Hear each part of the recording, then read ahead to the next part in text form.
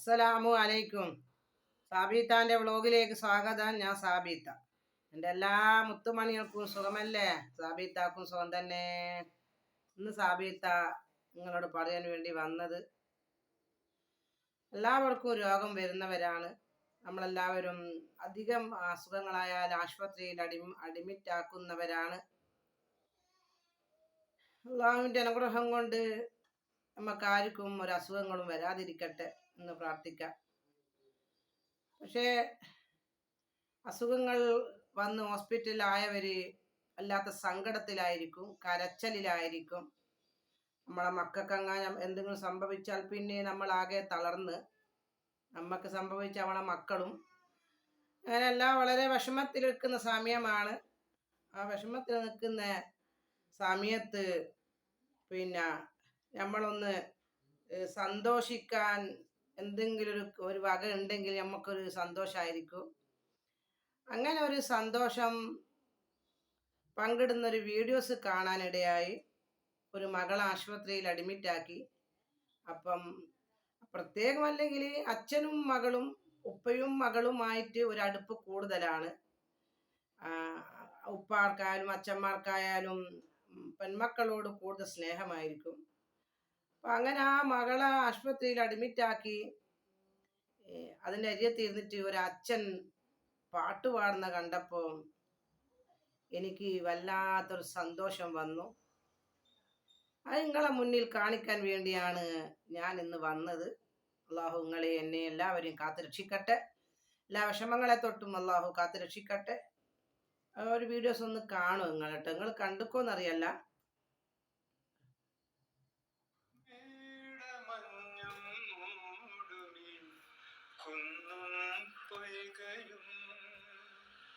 പാതിരാവിൻ ശയ്യയിൽ മയങ്ങും വേളയിൽ താളം പോയ നിന്നിൽ മേലും നോവുമായി താനേ വീണുറങ്ങു തെന്നൽ കന്യ എന്ന് വിചാരിച്ചിട്ട് അച്ഛൻ്റെ മനസ്സിൽ വിഷമം ഇല്ലാത്തതുകൊണ്ടല്ല. വിഷമത്തിൻ്റെ ഒരു പാട്ടെന്നാൻ തോന്നുന്നതിലേ, വിഷമമില്ലാത്തതുകൊണ്ടല്ല.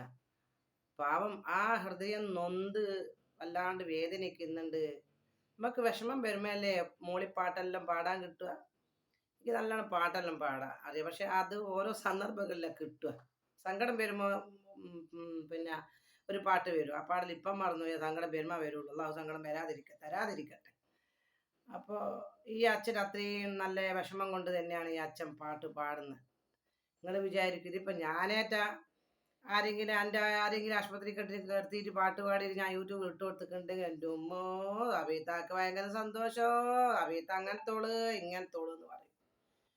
പക്ഷെ ഇതെല്ലാം കേൾക്കണം നിങ്ങളാ ഇതെല്ലാം കേൾക്കണ്ടേ. ചില എല്ലാത്തിനും നെഗറ്റീവ് മാത്രം കണ്ടെത്തുന്ന ചില കൂട്ടറുണ്ട്. ഞാൻ പറഞ്ഞിട്ടില്ലേ 5% ഉണ്ട്. എന്തിനും നെഗറ്റീവ് മാത്രം കണ്ടെത്തുന്ന ചില ആൾക്കാരുണ്ട്.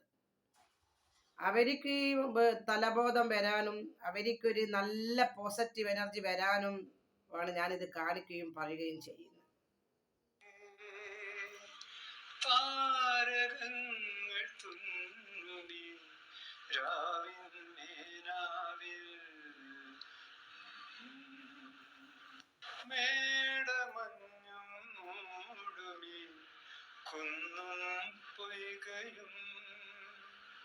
പാതിരാവിൻ ശയ്യയിൽ മയങ്ങും വേളയിൽ താളം പോയ നിന്നിൽ മേയും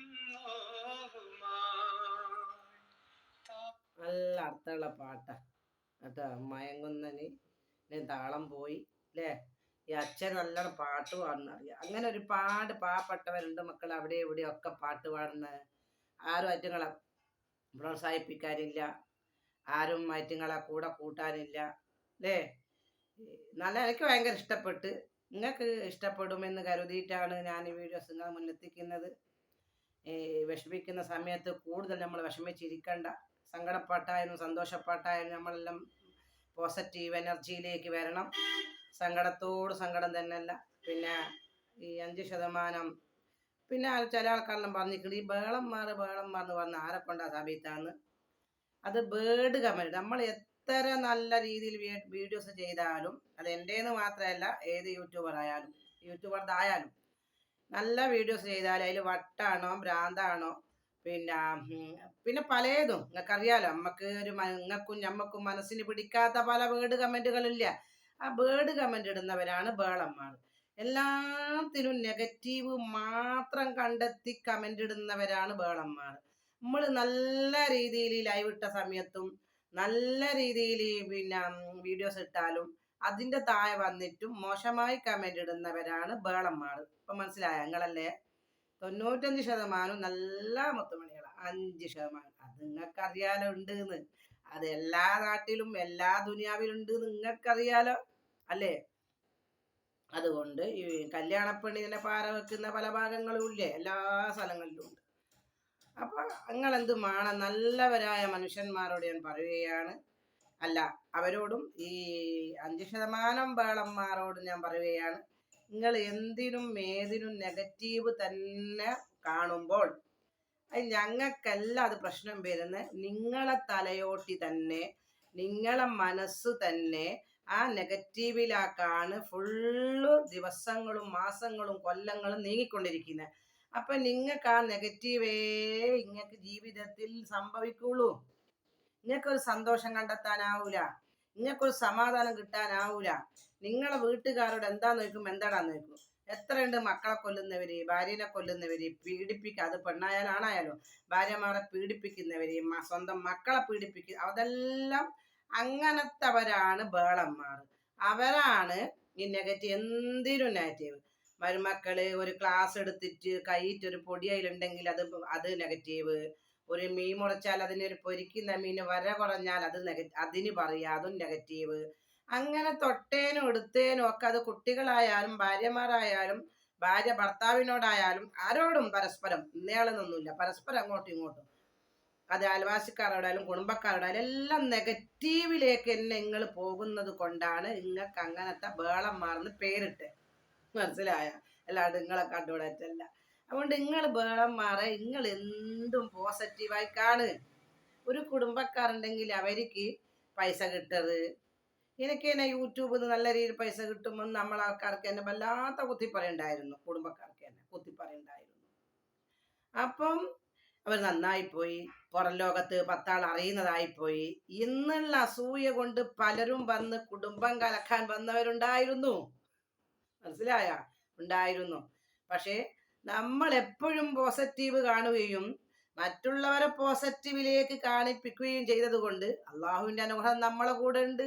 മുത്തുനബി അള്ളാഹു നമ്മളെ കൂടെ ഉള്ളത് കൊണ്ട് നമ്മളെ കുടുംബം അല്ലെങ്കിൽ നമ്മളെ ഫാമിലി അൽഹംദുലില്ലാ റാഹത്ത്. മനസ്സിലാകുന്നുണ്ടോ നിങ്ങൾക്ക്? അപ്പൊ ബേളന്മാരെ അതാരായാലും, അകത്തുള്ളവരായാലും പുറത്തുള്ളവരായാലും ആരായാലും ഞാൻ പറയുകയാണ്, നിങ്ങൾ നെഗറ്റീവ് തന്നെ നിങ്ങൾ കാണുമ്പോൾ നിങ്ങളെ ജീവിതം മുഴുവനും കൊളായി, നിങ്ങൾക്കൊരു സന്തോഷം കിട്ടൂല. അതുകൊണ്ടാണ് ഞാൻ പറഞ്ഞത്. ഈ ഇപ്പം പറയാൻ കാണും, ഈ അച്ഛൻ മോളെ ആശുപത്രിക്ക് എടുത്തിട്ട് നല്ലൊരു ഇതുണ്ട്, നല്ലൊരു ഒരു സന്തോഷം തോന്നുന്നുണ്ട് എനിക്ക്. അത് അവിടുന്ന് ഓരോ മനസ്സിൻ്റെ ഉള്ളിൽ വിഷമാണ് പാടുന്നേ. എന്നാലും അവിടെ ആ പാട്ട് പാടുമ്പോഴും ഉണ്ട്, ആ മോക്ക് വേണ്ടി ആ പാട്ട് പാടുമ്പോഴും ഉണ്ട് ആ മനസ്സിൽ ഒരു സമാധാനം വരുവേ. മനസ്സിലായ നിങ്ങൾക്ക്?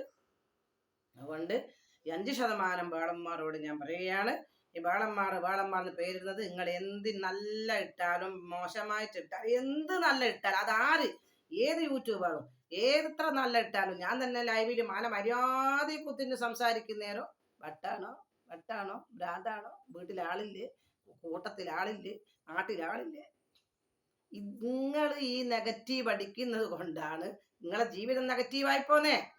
നിങ്ങളെ ജീവിതത്തിൽ സന്തോഷം കിട്ടൂല. ഇത് എനിക്ക് വേണ്ടി പറഞ്ഞത്, നിങ്ങൾക്ക് വേണ്ടി.